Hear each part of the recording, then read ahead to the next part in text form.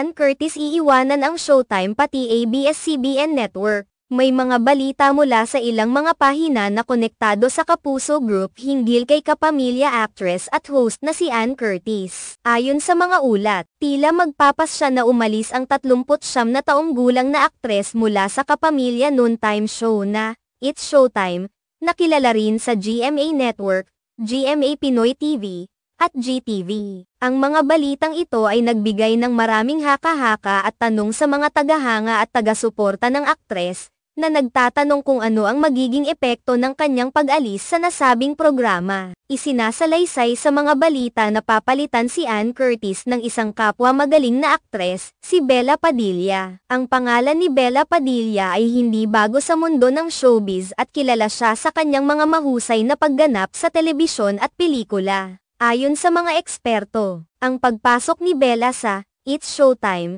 ay maaaring magdala ng bagong enerhiya at perspektibo sa show, na maaaring magresulta sa mga pagbabago sa format at nilalaman ng programa. Mayroon ding mga pangungusap sa mga ulat na nagsasabi na ang pag-alis ni Ann ay may kinalaman sa kanyang hindi pagdalo sa mga nakaraang episode ng show. Isa ito sa mga aspeto na kapansin-pansin sa mga taga-suporta, dahil ang madalas na pagliban ni Ann sa programa ay nagdulot ng mga tanong kung siya ba ay may personal na issue o kung may mga bagong plano siya sa kanyang karera. Ang kanyang bihirang paglitaw sa show ay nagbigay daan sa mga spekulasyon tungkol sa posibleng pag-alis niya.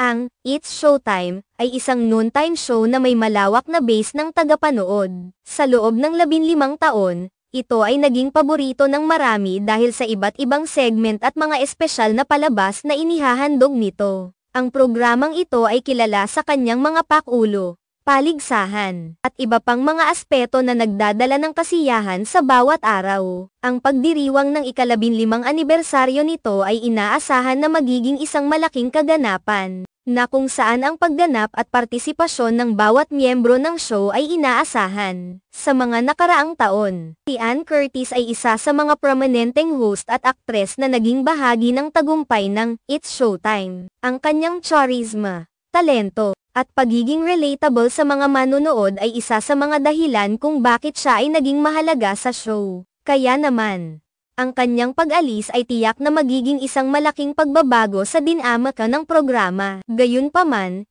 hindi rin dapat kalimutan na ang industriya ng showbiz ay patuloy na umuunlad at nagbabago. Ang bawat pagbabago, tulad ng pagpasok ng bagong aktres, ay nagdadala ng bagong hamon at oportunidad. Si Bella Padilla, bilang isang kilalang artista, ay tiyak na magdadala ng kanyang sariling estilo at lakas sa It's Showtime. Ang pagpasok niya sa show ay maaaring magbigay ng bagong buhay at sigla, na makakatulong sa pagpapanatili ng interes at kasiyahan ng mga tagapanood. Mahalagang tandaan na ang mga ganitong balita ay bahagi ng natural na pag-unlad sa industriya. Ang bawat pag-alis at pagpasok ng mga artista ay nagdadala ng mga bagong posibilidad at direksyon para sa mga programa at proyekto. Habang ang mga tagahanga ay maaaring malungkot sa pag-alis ni Ann Curtis, may mga pagkakataon ding maaaring makita ang mga positibong aspeto ng pagbabago, tulad ng pagdadala ng bagong talento at ideya sa programa. Sa huli,